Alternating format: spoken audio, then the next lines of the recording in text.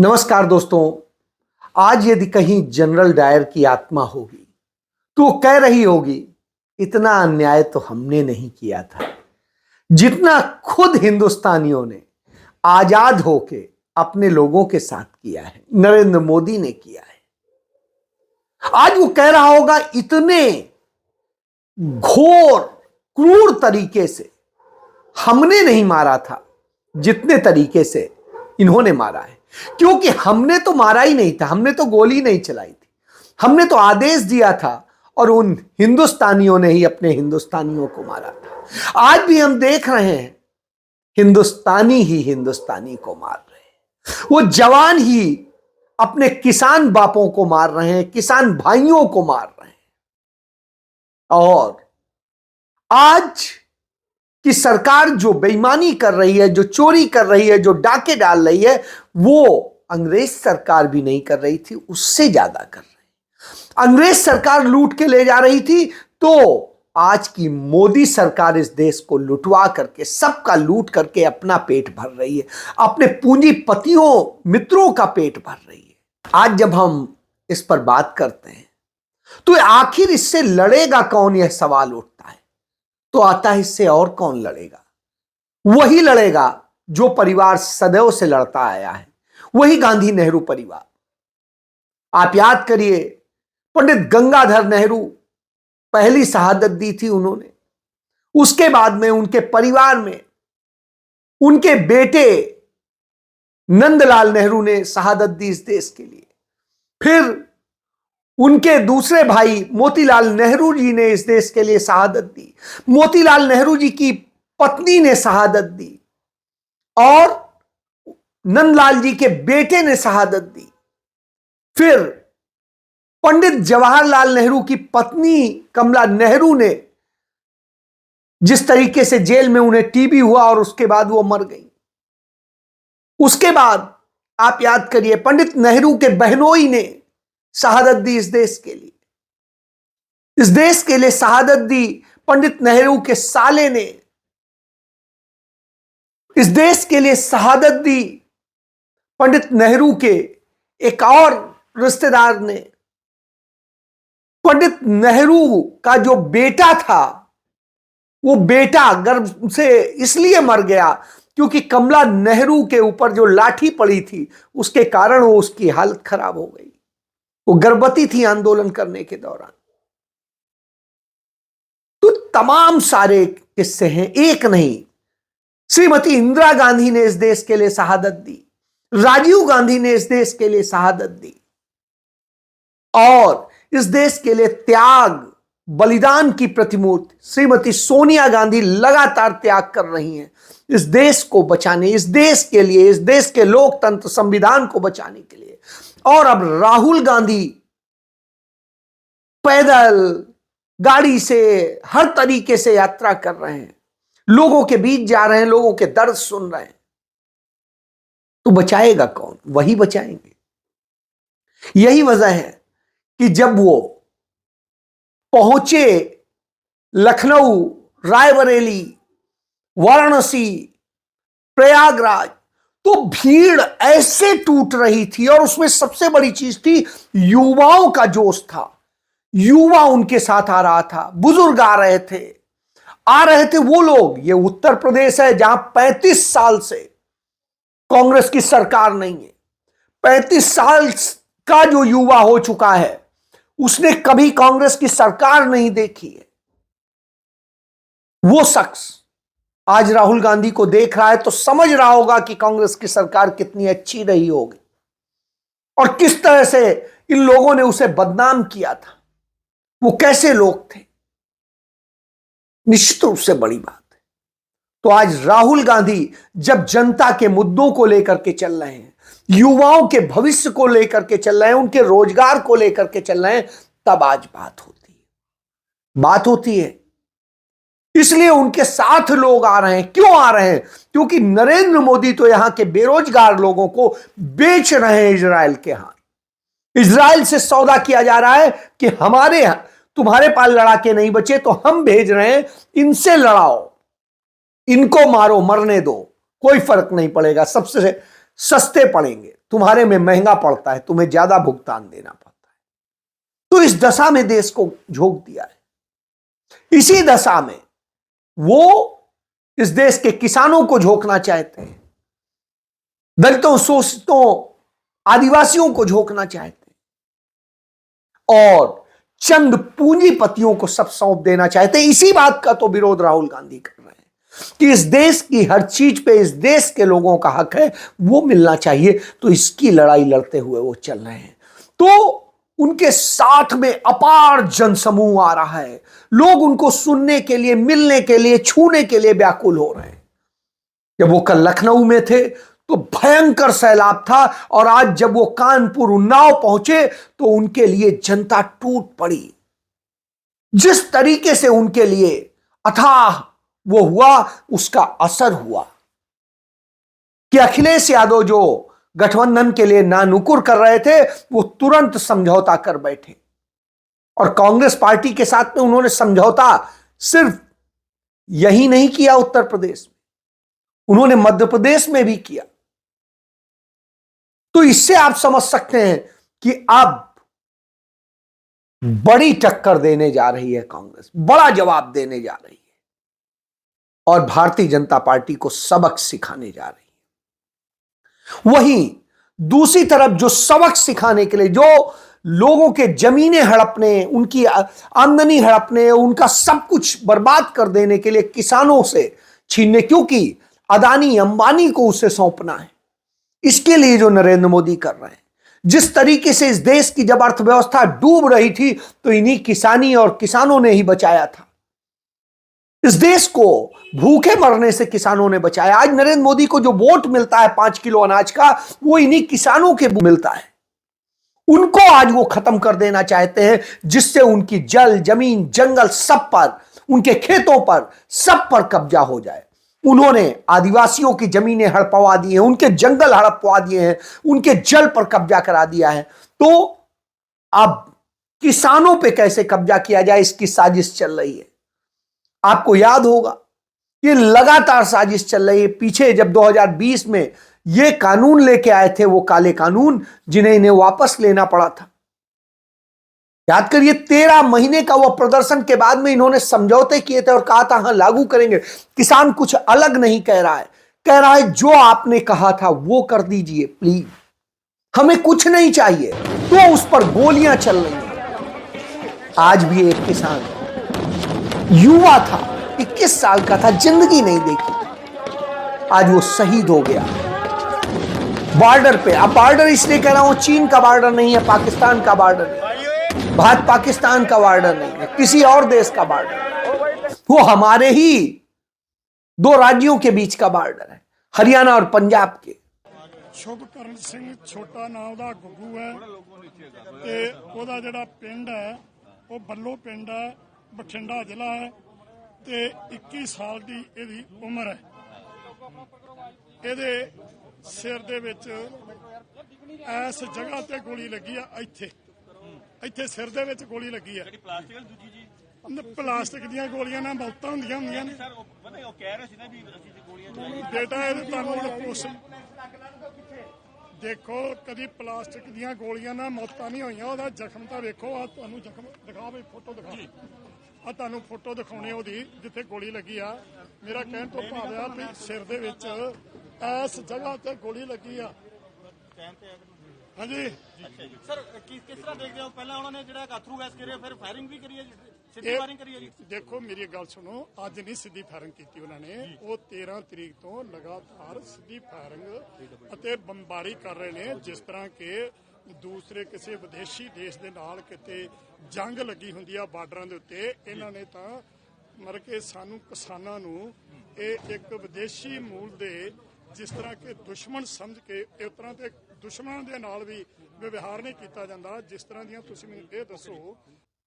तो वो पंजाब की सीमा में हरियाणा की पुलिस गोली चलाती है और मार देती है, सीधे उसके सिर पर गोली मारी। ऐसे ही एक और किसान के मारी है, वो मरणासन हालत में है, इलाज के लिए रेफर। इसके अलावा 25 किसान गंभीर रूप से घायल हैं, पता नहीं भगवान उनको स्वस्थ करे।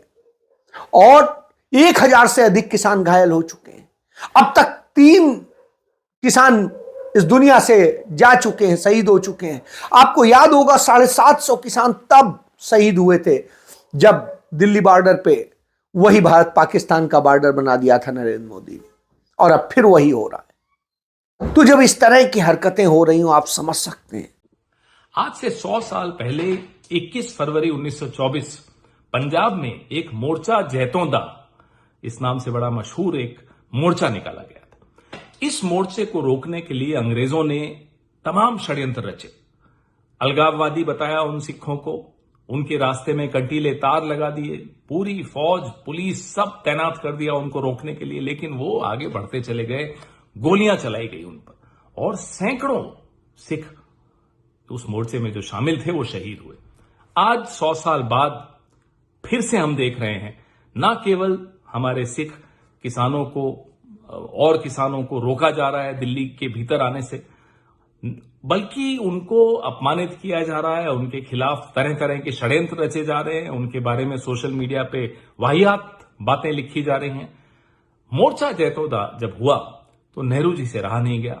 नेहरू जी ने उस तरफ कूच कर दिया, पंजाब की तरफ। उन्हें भी रोका गया, उन्हें गिरफ्तार किया गया, लेकिन नेहरू जी ने खुलकर सिख भाइयों का उस वक्त समर्थन किया, उनके सहयोग में वो खड़े रहे।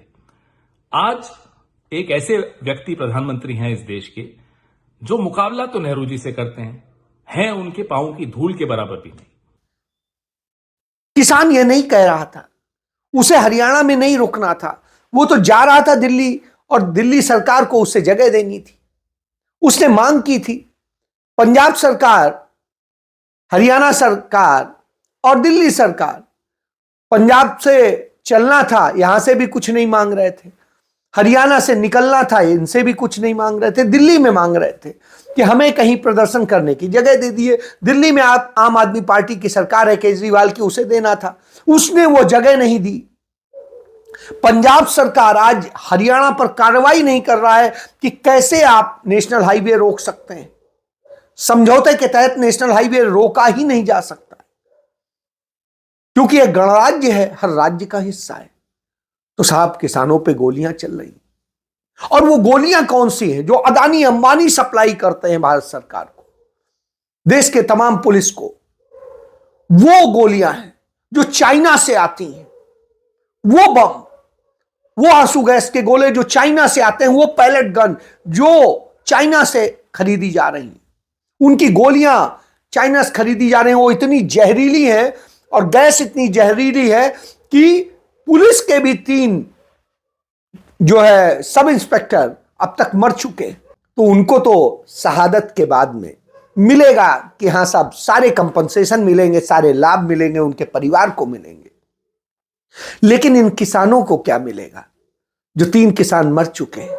चौथा मरना सन में 2 दर्जन से अधिक किसान जीवन मौत से जूझ रहे हैं, हजारों किसान घायल हुए हैं, तमाम के शरीर दागदार हो गए हैं।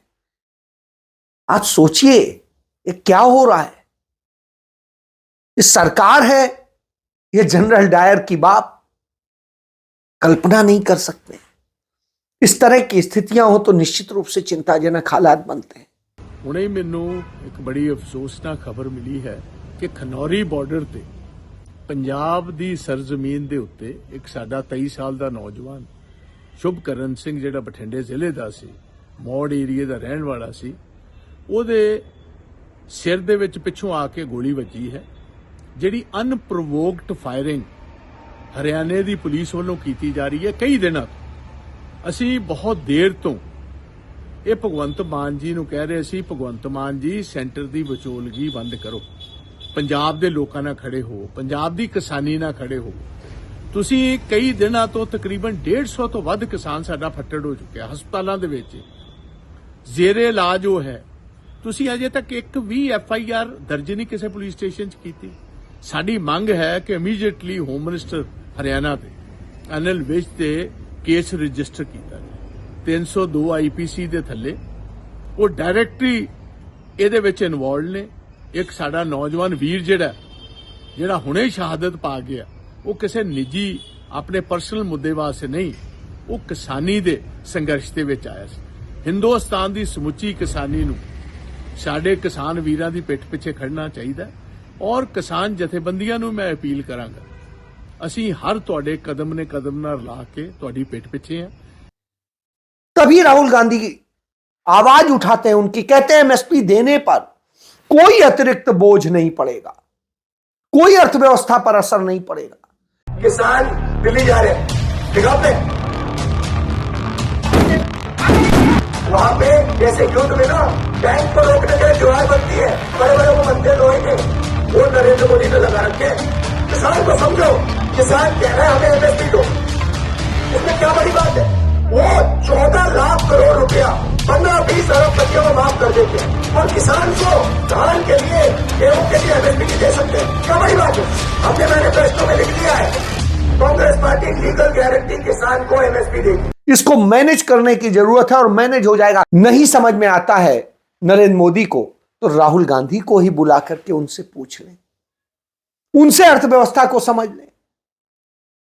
लेकिन मूर्ख कभी भी किसी बुद्धिमान के साथ में चर्चा तो करना नहीं चाहता है, तो नरेंद्र मोदी क्यों करेंगे कि जब आपके अंदर तो बुद्धि है नहीं, आप बर्बाद करने पे तुले हैं, लोगों को मार डाल रहे हैं और जिस तरह की हरकतें कर रहे हैं वो चिंताजनक है। इस देश के युवा बेरोजगारी का शिकार हैं, उनको आप इजराइल भेज रहे हैं कि जाओ वहां मरो, जाके गाजा से लड़ो मरो, क्योंकि इजराइल हार रहा है, कि जाओ मरो जाके। यह हालत इस देश की कर दी है कि इस देश में 9 साल में 22 करोड़ लोगों ने, 2014 से 2019 के बीच में 22 करोड़ लोगों ने रोजगार के लिए, नौकरी के लिए अप्लाई किया था और स्थिति यह हुई उनमें से 7.5 लाख लोगों को भी नौकरियां नहीं मिली। अब आप समझिए इस दशा में, और इस देश के 1.5 करोड़ के करीब पद खत्म हो गए क्योंकि वो टाइम से भर्ती नहीं किए गए और वो कोलैप्स कर गए, कि आज 1 करोड़ से अधिक पद खाली पड़े हुए हैं पूरे हिंदुस्तान में। सरकारी जो सैंक्शन पद हैं, 30 लाख पद भारत सरकार में खाली पड़े हुए हैं और केंद्र सरकार के हैं, इसके अलावा और दूसरे हैं। इस देश को बेरोजगारी में, महंगाई में, सब में झोंक दिया गया हो, लोग मर रहे हो तो करेंगे क्या। और इस सरकार में कहीं पेपर लीक हो रहा है, कहीं कुछ हो रहा है, कहीं कुछ हो रहा है, आए दिन पेपर लीक होते हैं। 70 से अधिक पेपर लीक हो चुके हैं और ये डबल इंजन की सरकारों में, लेकिन कुछ नहीं, युवा बेकार होता जा रहा है। तो बेरोजगारी, महंगाई, सब कुछ हो रहा है और ऐसे में नफरत फैलाने का काम ये लोग करते हैं। इसलिए लड़ने की जरूरत है। इसी बात की लड़ाई राहुल गांधी लड़ रहे हैं, जिससे ये इतना डरते हैं कि लगातार उनकी यात्रा में बाधा डालते हैं, कहीं कुछ करते हैं, कहीं कुछ करते हैं। अभी मुरादाबाद जानी है यात्रा, उसके पहले वहां पर धारा 144 लगा दी है, जिससे कि वो यात्रा आगे ना कर सके, जनता की बात ना कर सके। उधर आपको याद होगा बनारस में किस तरीके से किया कि वो शिव के अपने आराध्य के दर्शन ना कर सकें और वहां जाएं उसकी तस्वीर ना मिले। सीसीटीवी फुटेज बंद कर दी, कैमरे बंद करवा दिए, जिससे वहां से कहीं वो किसी के जरिए निकलवा ना ले। इसके अलावा तमाम तरह की साजिशें रची गई। याद करिए कि जैसे ही वो अमेठी पहुंचे, उन्हें समन पकड़ा दिया गया कि आपको सुल्तानपुर की अदालत में हाजिर होना है कल। अब उसके बाद में उन्हें असम का समन पकड़ा दिया गया है और तमाम सारी चीजें आ गई हैं। इस तरह से बाधाएं होती हैं और उसके बाद में यात्रा को डिरेल करने की कोशिश होती है। लेकिन कभी ममता बनर्जी को डरवा दिया जाता है और वो जाकर के हाथ जोड़ लेती हैं, उनके भतीजे जाकर के अमित शाह से मिल लेते हैं 2 बार, बस कि हाँ जेल मत भेजिएगा, ठीक है हम नहीं करेंगे कांग्रेस से समझौता। इसी तरीके से नीतीश कुमार को तोड़ लिया जाता है, हेमंत सोरेन को जेल भेज दिया जाता है और तमाम तरह की बाधाएं पैदा की जाती हैं। लेकिन कांग्रेस का जो समाजवादी पार्टी से गठबंधन हुआ, वो एक सुखद संकेत देता है कि कम से कम एक लड़ाई में तो ठीक है। यह अच्छा संकेत है। देश की सबसे ज्यादा जो सीटें हैं वो उत्तर प्रदेश में ही हैं, वहां यह समझौता बहुत मायने रखता है और इससे यह प्रतीत होता है कि अब भारतीय जनता पार्टी हार की तरफ बढ़ रही है और इसके लिए समाजवादी पार्टी को बाध्य किया है राहुल गांधी की भारत जोड़ो न्याय यात्रा ने। इसने बड़ा माहौल बनाया है और मुझे लगता है यह जीत की तरफ ले जा रहा है। तो यदि राहुल गांधी जीतेंगे तो किसान भी जीतेगा, बेरोजगार भी जीतेगा और इस देश के तमाम सारे पीड़ित, दलित, शोषित, आदिवासी जो लोग हैं, पिछड़े हैं, वो सभी जीतेंगे और इस जीत की दिशा में यात्रा चल रही है। जय हिंद।